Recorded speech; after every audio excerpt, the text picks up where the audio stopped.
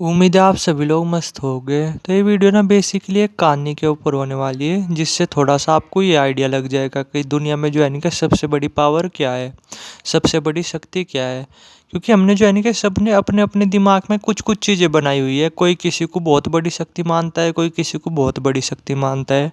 लेकिन जैसे आप ये कहानी सुनोगे ना, तो आपको एक आइडिया लग जाएगा कि दुनिया में जो सबसे बड़ी शक्ति है वो क्या है। ठीक है। वैसे तो मुझे आइडिया है यार कि ये जो कहानी है ना, जो मैं आपको सुनाने जा रहा हूँ, ये लगभग आप सभी लोगों ने सुनी होगी। अगर सुनी नहीं तो थोड़ा सा सुन करके देखना, आपको आइडिया लग जाएगा। और जब ये कहानी आप सुन लो ना, तो थोड़ा सा समझना, तो थोड़ा सा आपको आइडिया लग जाएगा। बहुत सारे कॉन्सेप्ट है इस कहानी से जो आपके क्लियर हो जाएंगे। ठीक है। तो अब जो है ना कहानी पे आते हैं। तो ये जो कहानी ना बेसिकली वृंदावन की है। और ये जो है ना एक औरत की कहानी है। पहले ही बोलना चाहूँगा, ये कहानी जो है ना बिल्कुल सही है।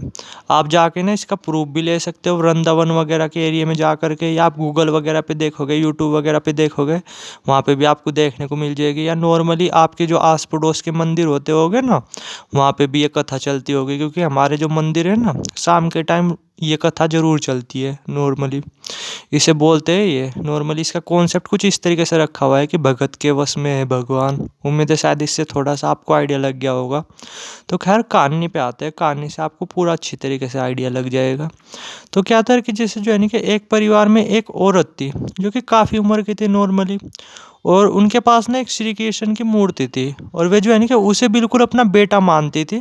ऐसे मानती थी यार कि जो है ना कि शायद बेटा मानती थी या भगवान मानती थी, वो मुझे पता नहीं, बट कुछ ऐसा ही वे मानती थी उस मूर्ति को। मतलब पूरा विश्वास था कि ये मेरे बेटे हैं। ठीक है। यानी श्री कृष्ण भगवान को अपना बेटा मानती थी वे उस मूर्ति को। और उसकी अच्छी तरीके से देखभाल करती थी, उसे रोज़ साफ करती थी, यहाँ तक कि खाना भी खिलाया करती थी। ठीक है। कुछ इस तरीके से, यानी वो जो नॉर्मली जो मूर्ति थी ना, उसे बिल्कुल असली माना करती थी। कुछ भी बातें शेयर करने को थी तो उनके साथ शेयर कर दिया करती थी। ठीक है। बिल्कुल ऐसा लगता था उन्हें कि जैसे जो श्री कृष्ण भगवान है ना, इस मूर्ति में ही है। मतलब वो उसे मूर्ति माना ही नहीं करती थी, वे उसे यही मानते थे कि ये जो है ना कि मेरे श्री कृष्ण भगवान है। ठीक है। नॉर्मली ये कहानी शायद आप में से काफ़ी लोगों ने सुनी होगी, वृंदावन की है ये कहानी, जो कि बिल्कुल सही घटना है। ठीक है। आप जा कर के पता कर सकते हो, वृंदावन वगैरह एरिया में शायद वहाँ पे ये मूर्ति अब भी है। तो क्या था, नॉर्मली ऐसा ही चल रहा था। यानी उस मूर्ति पे ना इनका अटूट विश्वास था। ये उसे मूर्ति नहीं माना करते थे, उसे ऐसे ही माना करते थे जैसे फैमिली का ही एक मेंबर हो। या मतलब खुद जो है नहीं कि श्री कृष्ण ही हो। उन्हें उनकी देखभाल किया करती थी, उनके साथ हर चीज़ शेयर किया करती थी, उनकी साफ़ सफाई किया करती थी, उन्हें खाना खिलाया करती थी। और अटूट विश्वास था कि ये जो है नहीं कि मेरे बेटे हैं, ये मेरे श्री कृष्ण भगवान है। ठीक है। मूर्ति नहीं माना करती थी उसे, जो है नहीं कि स्वयं श्री कृष्ण भगवान माना करती थी, वे अपने बेटे ही मानती थी शायद। तो क्या था, नॉर्मली ऐसे ही चल रहा था। और मेरे ख्याल से फिर एक दिन की घटना थी, शायद वो जो है नहीं कि जन्माष्टमी की घटना थी।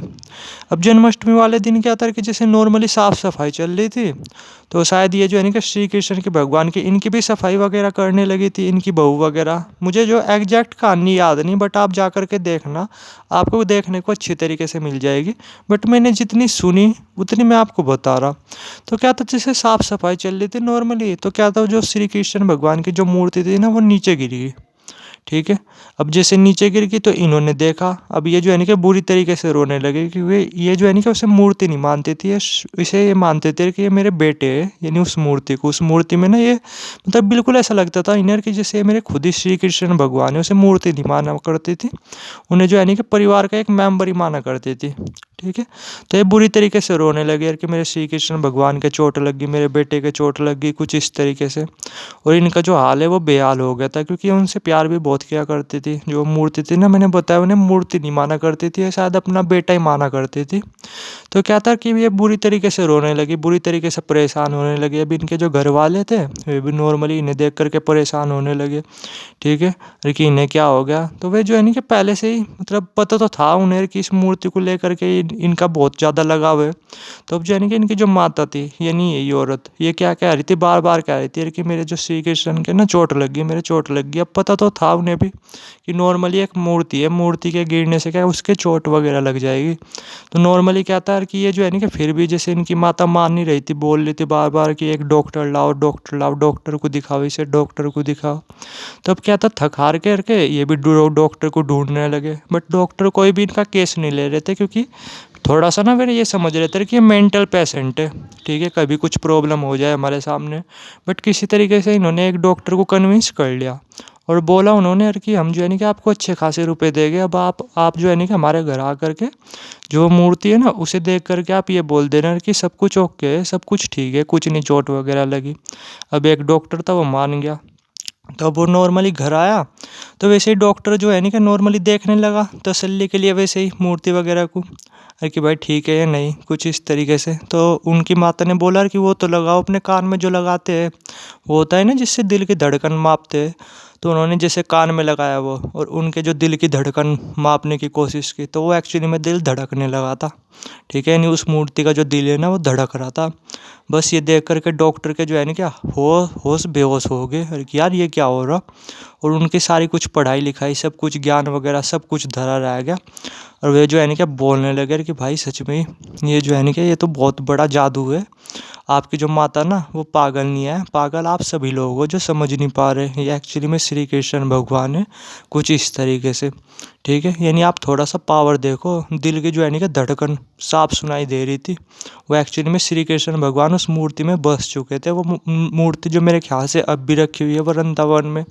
तो थोड़ा सा आप समझना, उम्मीद है थोड़ा सा आपको एक आइडिया लग गया होगा कि जो प्रेम की शक्ति, विश्वास की शक्ति ना वो सबसे बड़ी शक्ति है दुनिया की।